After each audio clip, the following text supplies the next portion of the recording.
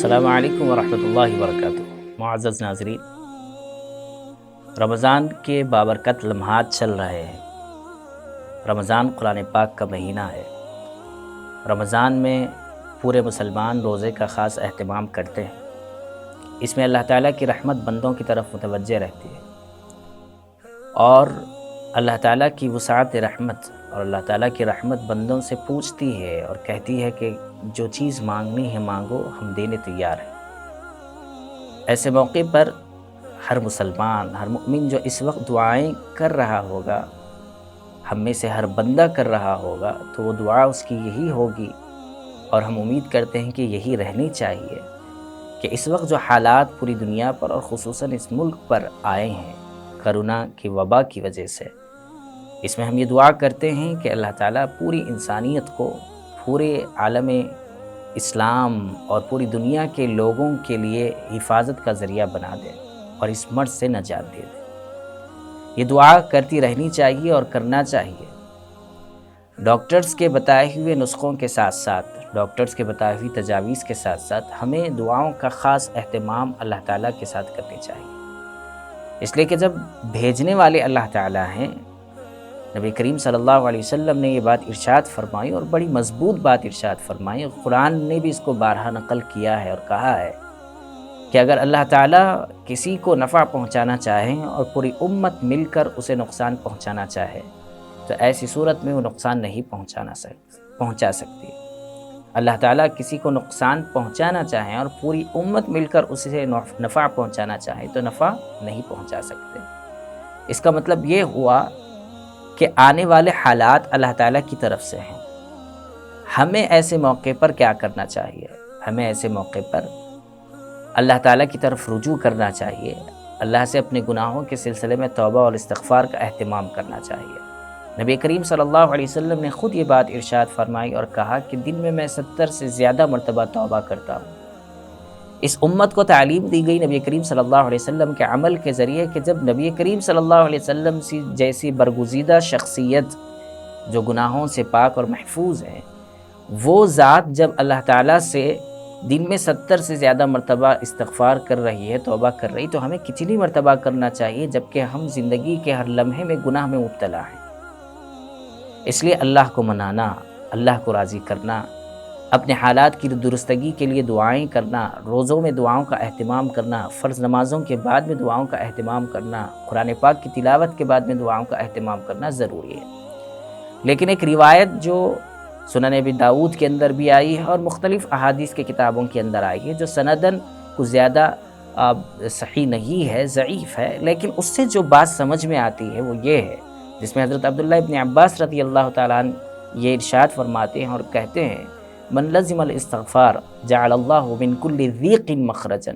ومن کل ہم فرجا ورزقہ من حیث لا یحتسب۔ بڑی اہم حدیث ہے۔ اس کے مطلب اور معنی کو اگر ہم دیکھیں گے، وہ فرماتے ہیں کہ نبی کریم صلی اللہ علیہ وسلم نے ارشاد فرمایا کہ جو بندہ استغفار کی کثرت کرتا ہے، استغفار کا زیادہ اہتمام کرتا ہے، تو اللہ تعالیٰ اس کے لیے 3 انعامات رکھتے ہیں۔ ان انعامات میں سے پہلا انعام حضور صلی اللہ علیہ وسلم نے فرمایا: من کل ضیق مخرجن، تنگی والے حالات سے نکلنے کا اللہ تعالیٰ راستہ بناتے ہیں۔ اور حضور صلی اللہ علیہ وسلم نے دوسرا جو انعام فرمایا وہ کہا کہ ومن کل ہم فرجن، کہ جو غم اور جو فکر لاحق ہے، ذہن پر سوار ہے، اللہ تعالیٰ اس سے نکال کر اسے راحت دیتے ہیں، اسے آسانی پیدا کرتے ہیں۔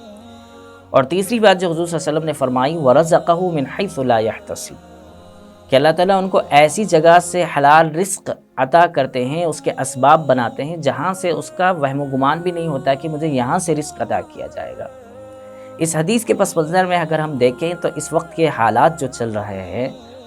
اس میں ہم سب کو استغفار کی کثرت کرتے رہنی چاہیے۔ صحیح احادیث کے اندر بار بار استغفار کی کثرت کے بارے میں توجہ دلائی گئی ہے،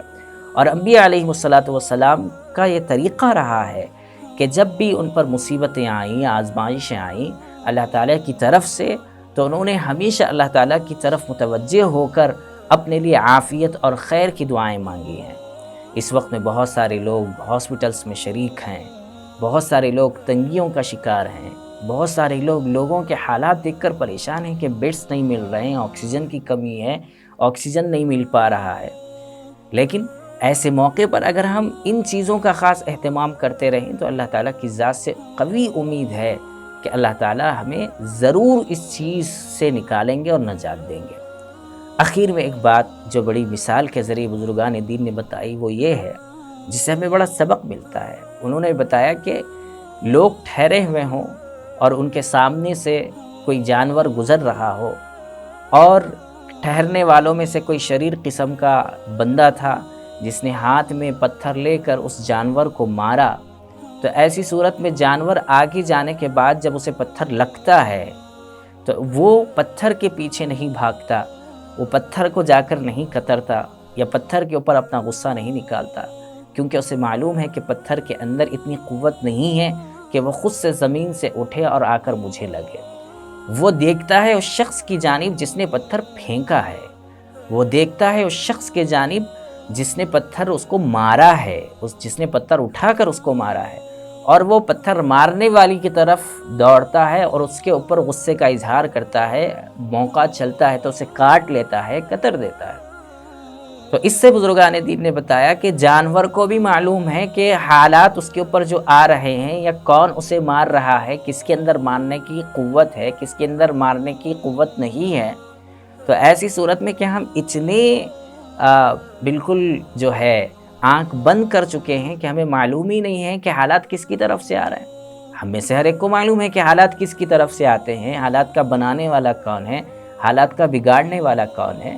تو ایسی صورت میں ہم ان چیزوں کی طرف رہتے ہوئے لیکن یا اگر مگر کہنے کے بجائے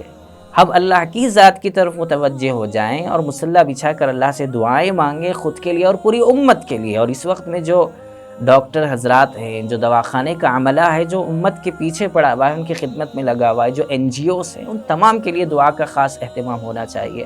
تاکہ اللہ تعالی ہمارے حالات پر رحم کرے اور اس رمضان جیسی بابرکت اوقات کے اندر عبادتوں کا ذوق اور شوق عطا فرمائے، اور اس کے بارگاہ میں دعا کریے۔ وہ دعا کرنے اور قبول کرنے کے لیے تو تیار ہے۔ وَإِذَا سَأَلَكَ عِبَادِي عَنِّي فَإِنِّي قَرِيبٌ۔ جب آپ سے اے نبی میرے بندے پوچھیں میرے متعلق میں کہاں ہوں، میرا ایڈریس پوچھیں لوگ میں کہاں ہوں، آپ کہہ دیجیے فَإِنِّي قَرِيبٌ کہ میں تو تمہارے بالکل قریب۔ جو رب اتنی زیادہ قریب ہے وہ ہماری دعاؤں کو ضرور قبول کرے گا جب ہم سچے دل سے توبہ کرتے ہوئے دعاؤں کا اہتمام کریں۔ اس لیے ہمیں دعاؤں کا اہتمام کرنا چاہیے، استغفار کی کثرت کرنی چاہیے، لا الہ الا انت سبحانک انی کنت من الظالمین کا ورد کرتے رہنا چاہیے، دعائیں مانگتے رہنی چاہیے۔ اللہم انی اعوذ بک من البرص والجنون والجذام وسیء الاسقام۔